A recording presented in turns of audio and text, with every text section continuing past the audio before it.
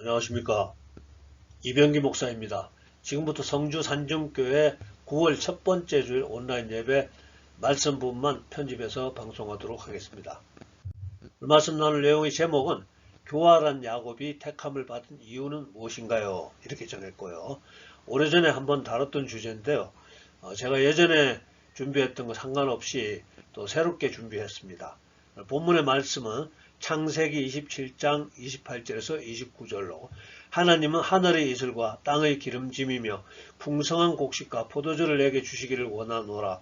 만민이 너를 섬기고 열국이 내게 굴복하리니 내가 형제들이 주가 되고 내 어머니의 아들들이 내게 굴복하며 너를 저주하는 자는 저주를 받고 너를 축복하는 자는 복을 받기를 원하노라.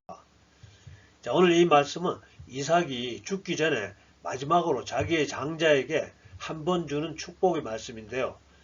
이삭의 장자가 아닌 이삭의 두 번째 아들, 즉 교활한 야곱이 아버지를 속이고 받게 된다는 것입니다.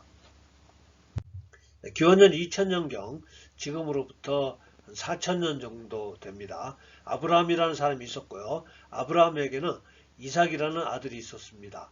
이삭은 쌍둥이 아들 에서와 야곱이 있었는데요. 믿음의 조건은 동생 야곱을 통해서 내려갑니다. 즉 동생 야곱이 하나님의 택함을 받게 되는 겁니다. 야곱은 나중에 이름이 이스라엘로 변경되어 우리가 잘 아는 이스라엘 민족, 또 이스라엘 나라의 시작이 되는 겁니다. 근데 오늘 에서와 야곱 두 아들 중에서 어떻게 장자가 아닌 동생 야곱을 통해 믿음의 족보가 이어지는지를 소개해 드리려고 합니다. 이삭의 아내 리브가는 쌍둥이를 임신했는데요. 태중에서 심하게 싸움으로 하나님께 기도하게 되고 그리고 하나님의 말씀이 있었습니다. 창세기 25장 23절 여호와께서 그에게 이르시되 두 국민이 내 태중에 있구나. 두 민족이 내 복중에서부터 나누이리라. 이 족속이 저 족속보다 강하겠고 큰 자가 어린 자를 섬기리라 하셨더라. 자, 두 아들이 태어나기도 전에 장자가 동생을 섬길 것이라고 알려주셨습니다. 그리고 태어나서 장성한 두 아들의 성품이 아주 많이 달랐는데요. 창세기 25장 27절 그 아이들이 장성하며 에서는 익숙한 사냥꾼이었으므로 들사람이 되고 야곱은 조용한 사람이었으므로 장막에 거주하니. 에서는 사내답게 사냥을 좋아하고 야곱은 여성스럽게 집안일에 관심이 많았던 모양입니다. 그래서 아버지 이삭은 사내다운 에서를 편애하고 또 어머니 리브가는 여성스러운 야곱을 편애했다고 합니다. 한 번은 이런 일이 있었습니다. 어느 날 사냥에서 돌아온 에서가 매우 배고픈 상태인데요. 마침 그때 동생 야곱이 팥죽을 만들고 있었던 모양입니다.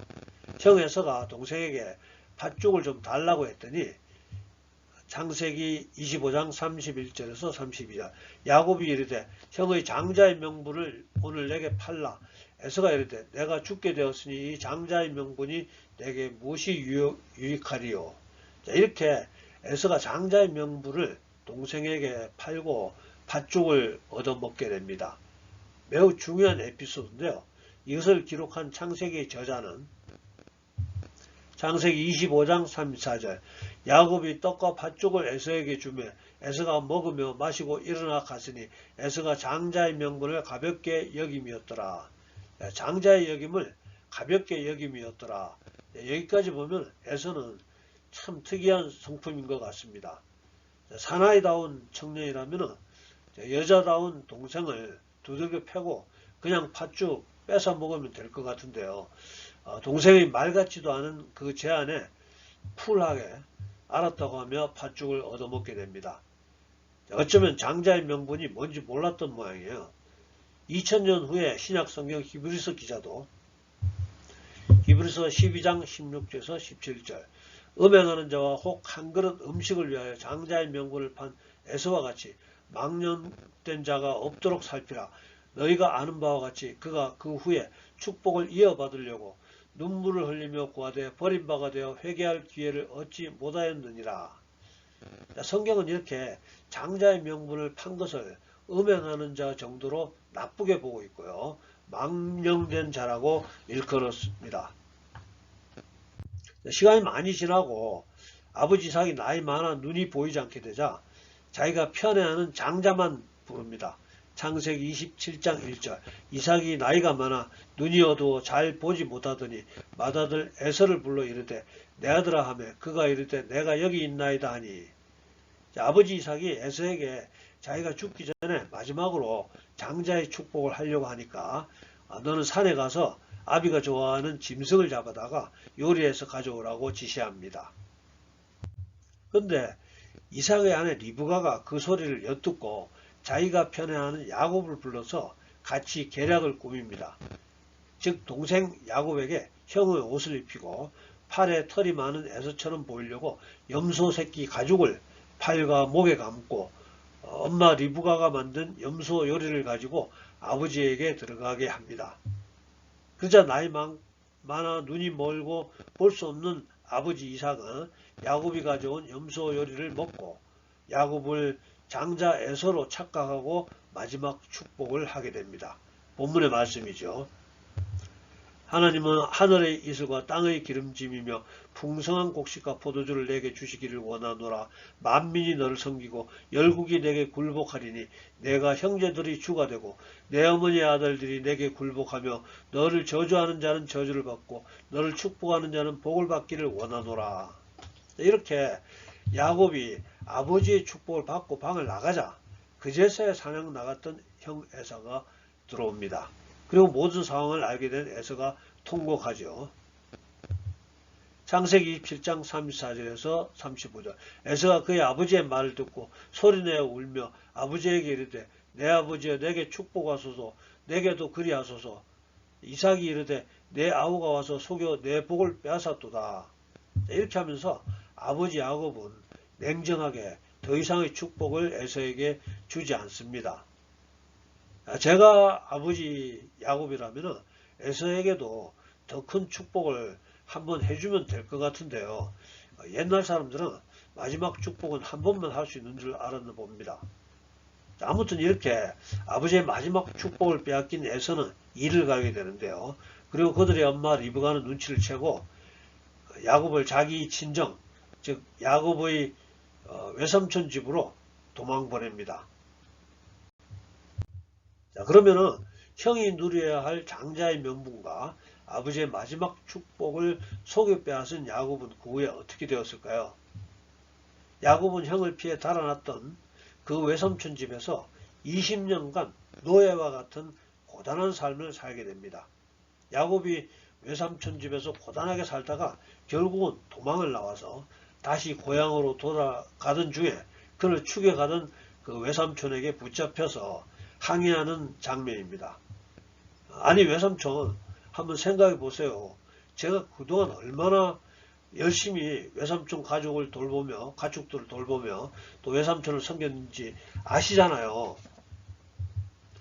그러면서 창세기 31장 40절 내가 이와 같이 낮에는 더위와 밤에는 추위를 무릅쓰고 눈 붙일 겨를도 없이 지냈나이다. 20년 동안이나 외삼촌 밑에서 노예같이 살았다는 고백입니다. 뿐만 아니라 그 후에도 수많은 우여곡절을 겪게 되고요. 또 한참 후에 야곱의 아들 요셉이 애굽 총리가 되어서 야곱과 그의 모든 가족들이 애굽으로 내려가게 되고 야곱이 애굽 왕 바로를 만나게 됩니다. 그때 바로가 야곱에게 질문하죠. 당신 연세가 몇이요? 창세기 47장 9절 야곱이 바로에게 아뢰되 내 나그네 길이 세월이 130년이니이다. 내 나이가 얼마 못되니 우리 조상의 나그네 길의 연주에 미치지 못하나 험악한 세월을 보냈었나이다 하고. 자, 장자의 명분과 아버지의 마지막 축복을 빼앗은 결과가 130세까지 살아온 야곱에게는 험악한 세월이었다고 고백할 수밖에 없었다는 겁니다. 자기가 아버지와 형을 속여서 빼앗은 축복의 말씀 다시 한번 보죠. 하나님은 하늘의 이슬과 땅의 기름짐이며 풍성한 곡식과 포도주를 내게 주시기를 원하노라.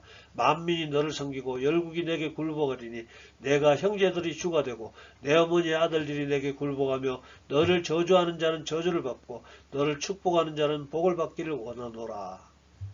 야곱의 생전에는 자기가 그토록 바랐던 아버지의 마지막 축복이 제대로 이루어지지 못한 것 같이 보입니다.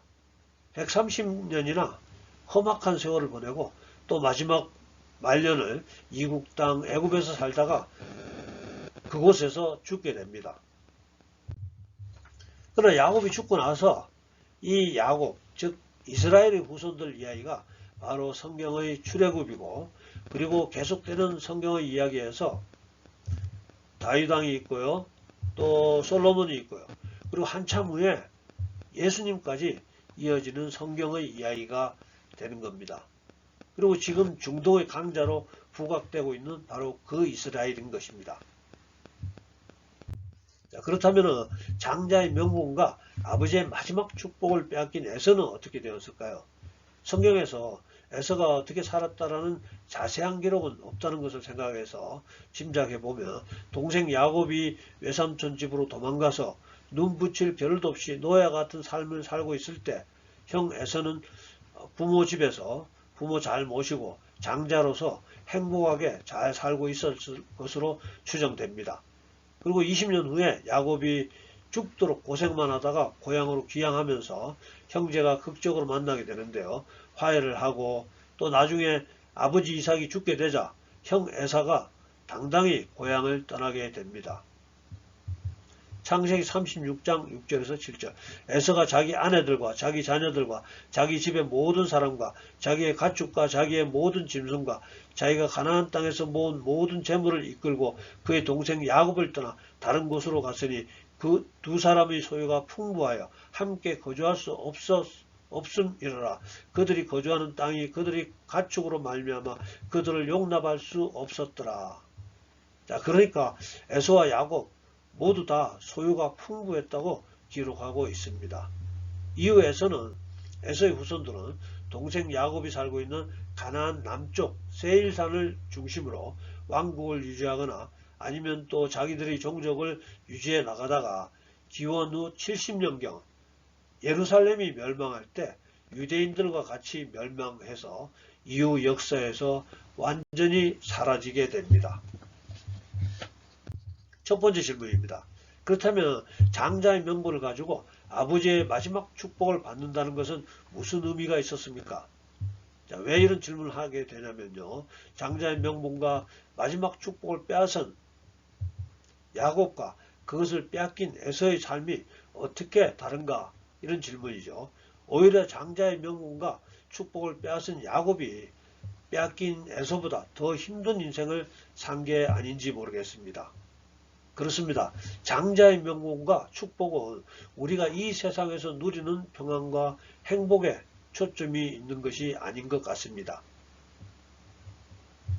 예수 믿고 천국에 가는 사람과 예수 믿지 않고 지옥에 가야 하는 사람이 이 땅을 살아가는 모습을 보면 무슨 차이가 있는가? 이 질문과 같은 문제죠. 예수 믿는 우리는 하나님의 다루심을 받아야 합니다. 예수 믿지 않는 사람들은 굳이 다루심을 받을 필요가 없다는 거죠. 로마서 1장 28절. 또한 그들이 마음에 하나님 두기를 싫어하며 하나님께서 그들을 그 상실한 마음대로 내버려 두사 합당하지 못한 일을 하게 하셨으니, 내버려 두사, 그러니까 마음대로 자기 나름대로 행복하게 살 수도 있다는 것입니다. 뭐 노래방이나 눈사롱이나 갈 수 있고요. 나쁜 일도 들키지 않으면 어느 정도 당당하게 저지를 수 있다는 겁니다. 뭐 표창장을 위조한다거나 또 인턴 증명서를 거짓으로 만들어서 좋은 대학에 합격할 수도 있고요. 또 모든 불법적인 행동이 드러났음에도 양심에 아무런 거리낌 없이 살아갈 수 있다는 뜻입니다. 예수 믿는 사람은, 정말로 예수 믿는 사람은 양심에 걸려서 이런 일을 할 수도 없을 뿐 아니라 혹시 욕심 때문에 이런 일을 했다고 하더라도 발각되면 바로 잘못을 시인하고 용서를 빌 수밖에 없다는 뜻이죠. 하나님이 예수 믿는 사람들은 자기 마음대로 살 수 있도록 내버려 두지 않는다는 말입니다. 하나님이 다윗에게 다윗의 왕자를 이을 다윗의 아들들을 자기가 친히 다루시겠다고 이렇게 말씀하셨습니다. 사무엘하 7장 14절. 나는 그에게 아버지가 되고 그는 내게 아들이 되리니 그가 만일 죄를 범하면 내가 사람의 매와 인생의 채찍으로 징계하려니와. 자, 다윗이 뒤를 이어서 후계자 왕을 하나님이 자기 아들로 삼아서 잘못하면은 사람의 매, 인생 채찍으로 징계하신다는 약속을 해주십니다. 즉 하나님의 사람은 하나님이 친히 다루신다는 것이죠. 여러분은 어떻습니까? 우리 크리스찬들은 우리 마음대로 살 수 없다는 뜻입니다. 우리도 하나님의 다루심을 받아야 합니다.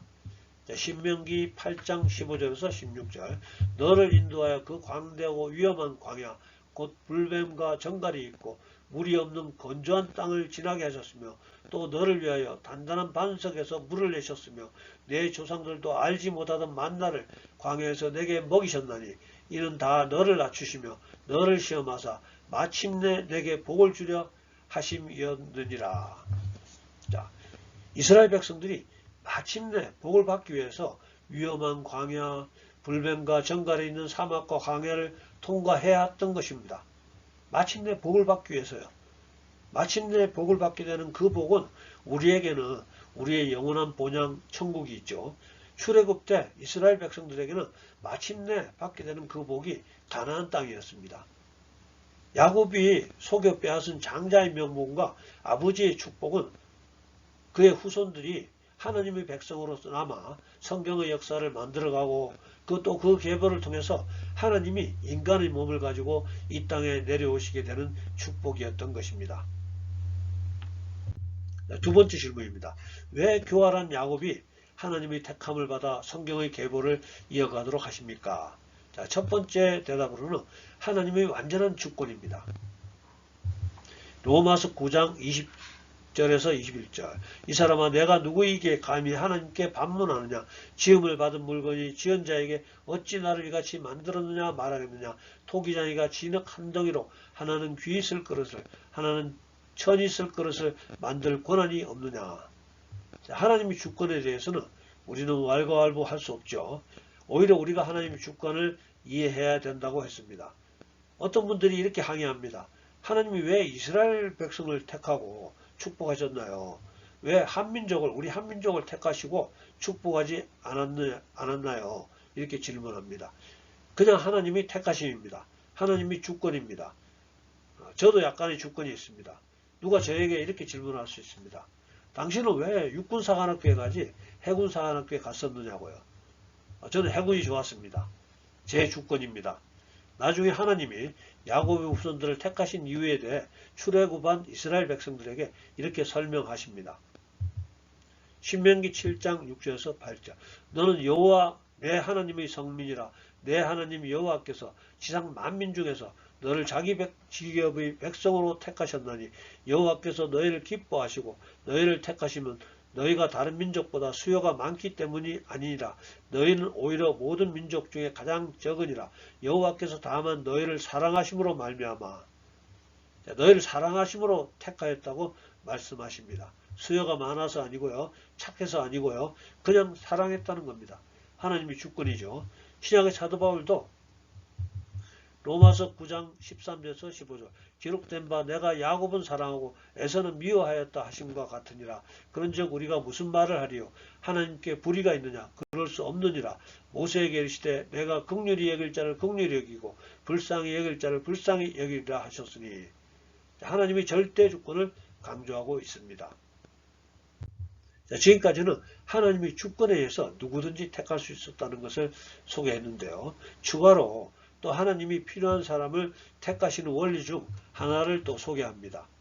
고린도전서 1장 27절에서 29절로 하나님께서 세상의 미련한 것들을 택하사 지혜 있는 자들을 부끄럽게 하려 하시고 세상의 약한 것들을 택하사 강한 것들을 부끄럽게 하려 하시며 하나님께서 세상의 천한 것들과 멸시받는 것들과 없는 것들을 택하사 있는 것들을 폐하려 하시나니 이는 아무 육체도 하나님 앞에서 자랑하지 못하게 하려 하심이라. 하나님은 우리가 보기에 미련하고 약하며 멸시받는 사람들을 더 많이 사용하신다는 것입니다. 자, 멋있는 에서로서 하나님의 축복에 관심이 없는 자와 교활한 야곱으로서 하나님의 축복에 모든 것을 걸었던 자, 이 두 부류의 사람 중에서 하나님은 교활하지만 하나님이 주시는 축복에 모든 것을 걸었던 사람을 더 좋아하신다는 것입니다. 히브리서 11장 6절 믿음이 없이는 하나님을 기쁘시게 하지 못하나니 하나님께 나아가는 자는 반드시 그가 계신 것과 또한 그가 자기를 찾는 자들에게 상 주시는 이심을 믿어야 할지니라. 자, 하나님은 자기를 찾는 자들을 기뻐하시고요. 하나님은 자기를 찾는 자들에게 상을 주신다는 겁니다. 하나님은 자기 찾지 않는 자들을 서운하게 생각하시고 그들에게는 상을 주시지 않는다는 겁니다. 자, 말씀 정리합니다. 이삭의 쌍둥이 아들들, 사나이다운 쿨한 에서와 가정적이며 교활한 야곱이 있었습니다. 하나님은 두 번이나 형과 아버지를 속이고 장자의 명분과 아버지가 주는 마지막 축복을 찬탈한 교활한 야곱을 택하여 하나님의 역사를 이어가게 하셨습니다. 이 이야기에서는 우리는 오늘 두 가지의 질문을 하게 되었죠. 첫 번째 질문은 장자의 명분, 그리고 아버지의 마지막 축복을 받는다는 뜻은 무슨 의미가 있는가? 이런 질문이었습니다. 오늘 우리의 주인공 야곱이 빼앗은 명분과 축복의 결과는 험악한 130년의 세월을 보낸 것 뿐이었습니다. 겉으로 보는 험악한 세월의 뒤편으로 장자의 명분과 축복의 대가로 야곱의 후손들이 하나님의 계보를 이어가면서 성경 역사의 주인공으로 하나님의 영광을 소개하는 민족으로 하나님께 쓰임받게 되는 것입니다. 자, 마찬가지로 우리가 하나님의 택하심으로 하나님의 자녀가 된다는 것, 무슨 의미가 있습니까? 우리들도 하나님의 다루심을 받아서 일면 험악한 세월을 보낼 수도 있을 것이지만 우리는 천국 백성으로 마침내 승리의 면류관을 쓰게 된다는 것입니다. 천국을 소유한다는 것입니다. 두 번째 질문입니다. 하나님께서 왜 교활한 야곱을 택하셨나요? 첫 번째의 대답은 그냥 하나님의 주권이라고 소개했습니다. 하나님은 자기 마음대로 어떤 사람이든지 선택할 수가 있습니다. 자, 하나님은 왜 교활한 야곱을 택하셨을까요? 두 번째 대답은 하나님은 하나님의 축복에 관심이 있는 자를 더 기뻐하신다는 것입니다. 하나님의 축복에 관심 있는 자. 자, 우리 며느리들은 제가 믹스커피를 좋아하는 것을 잘 알고 있습니다.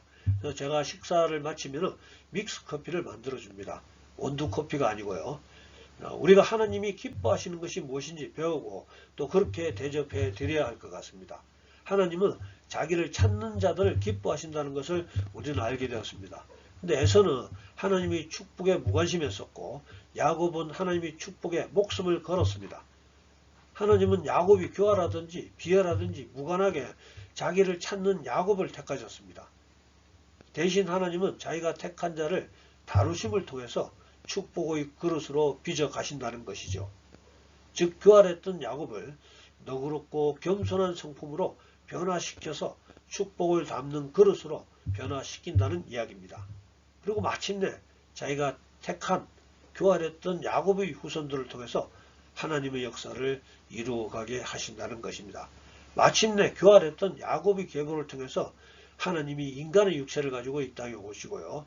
인간의 육체를 가지고 오신 하나님, 즉 예수님을 믿는 사람들을 택해서 그들을 하나님의 자녀로 삼으시고 그들을 천국으로 인도하신다는 것입니다.